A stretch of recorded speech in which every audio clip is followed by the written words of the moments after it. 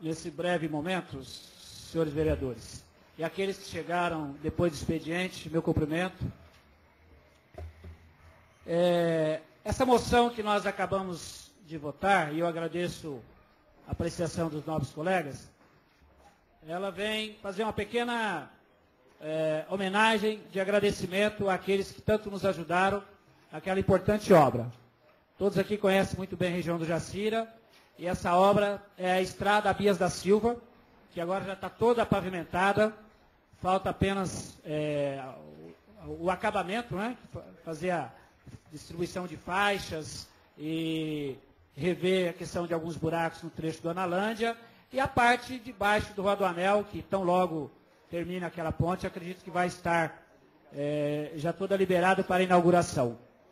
Mas já adiantar esse agradecimento, porque aquela região que até então não se desenvolvia de forma com qualidade, ou seja, um transporte mais digno, até a ida de um banco lá para a região e outros investimentos, agora com a pavimentação da estrada, com toda certeza os investimentos serão maiores e também a participação da população de lá com a cidade. Então, eu acredito que vai ser, esse é o primeiro passo para o desenvolvimento maior de integração do Distrito Jacira, que, diga-se de passagem, elege um prefeito.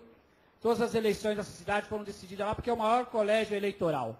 Então, não só o presidente Lula olhou para nós, como também o atual prefeito Jorge Costa, por isso o PT o apoiou incondicionalmente, por essa determinação em investir naquela região, como, por exemplo, esta estrada.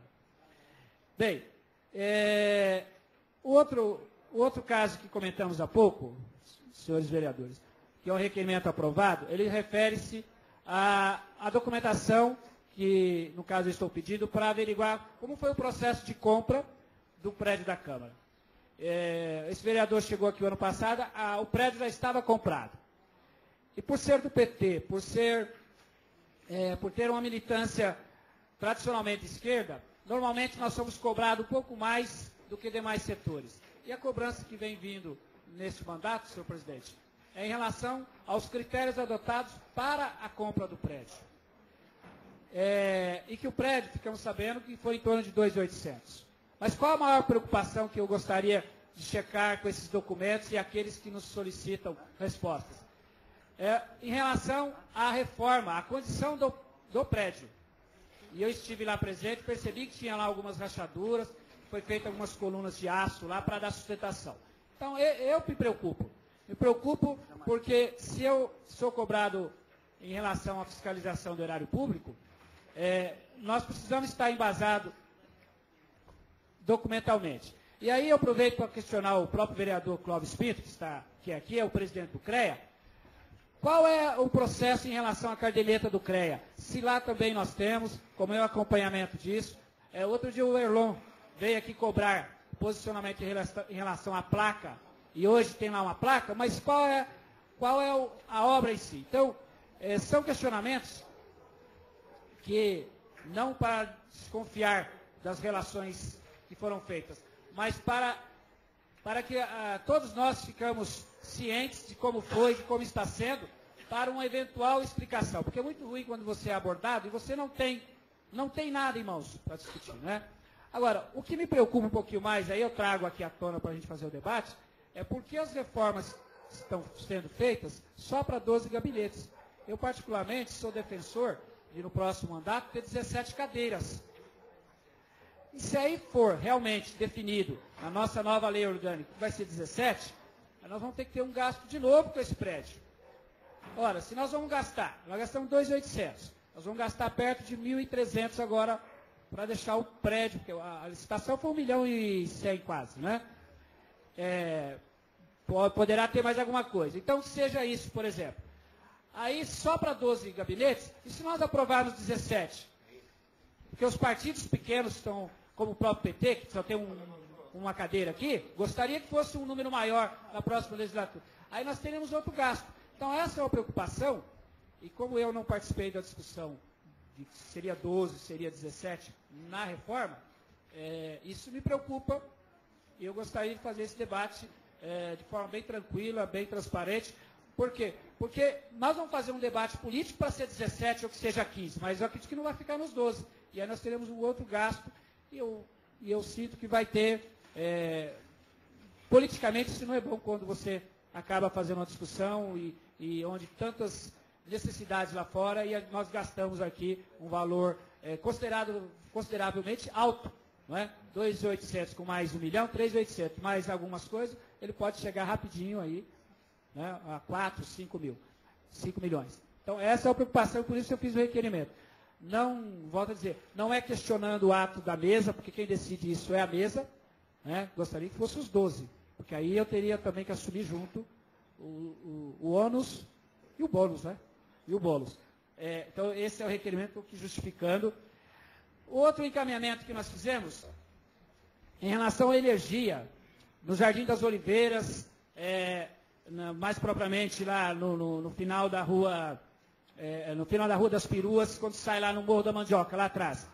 Que falta muita energia, falta o quê? Falta uma reestruturação da rede. E os moradores vêm nos cobrando, assim como parte do Jardim Jacira, a parte de cima da Rua da Feira, também falta energia demais. Por quê? Porque não tem transformadores, não tem uma rede preparada para a demanda que nós temos hoje de necessidade.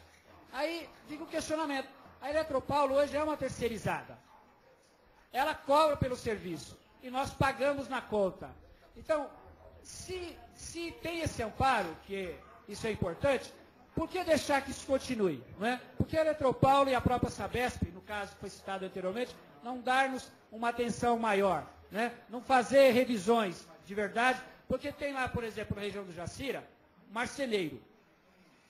Das 6 horas da tarde, esse horário, se ele ligar a máquina para fazer um determinado serviço, a máquina para. Ou ela vai, é igual aqueles filmes que tem no YouTube, ele começa a rodar e para, trava. Não é? Então a máquina, a marquita, né, do marceleiro, maquita industrial, ela não consegue dar conta e cortar realmente o teu produto. Por quê? Porque a energia cai. O pico nesse horário, ele é muito alto. Então, esse é um dos pedidos para que possa, o Calado, que estava aqui presente, junto com o pastor Márcio, que faz esse monitoramento do serviço público que a Eletropaulo nos oferece, possa nos ajudar a convencer a direção da Eletropaulo a dar uma atenção maior, sem contar as ligações de energia que nós tanto aguardamos lá na região do Balbina e etc. Então, faz parte. Aproveitando aqui também para cumprimentar alguns visitantes hoje, a Dona Joana, seu Chico, que está aqui, não é? Dona Luzia, sejam bem-vindos. Participe bastante aqui, o nosso vizinho lá, o Ceará, não é? Para que participe mais, porque a casa precisa de que vocês venham participar e acompanhar. O trabalho do vereador, muitas vezes, ele não é visto lá na ponta, porque demora para que uma obra seja concluída. Não é? Por exemplo, casos como o da Sabesp, do Eletropaulo, casos de recapeamento que a gente pede. E demora para a conclusão. Esse demorar dá a impressão que o vereador não está atuando. Não é? E isso é ruim. Então, a comunidade ela precisa participar de forma que também tenha reforço para que o executivo possa fazer, seja ele em âmbito estadual, federal. E terminando, tem uma outra indicação, senhores, aqui no centro.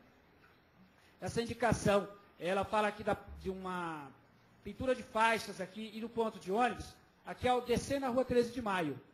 É um lugar extremamente perigoso, quem dirige sabe disso.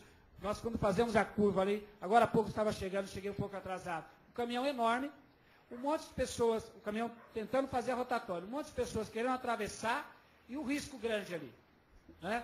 O risco grande de acidentes. Então, é um trecho extremamente perigoso que precisava de uma atenção do nosso setor de trânsito ali, principalmente em horário de pico, para fazer um monitoramento, se for o caso, para que possa controlar mais o fluxo, até porque não tem farol ali.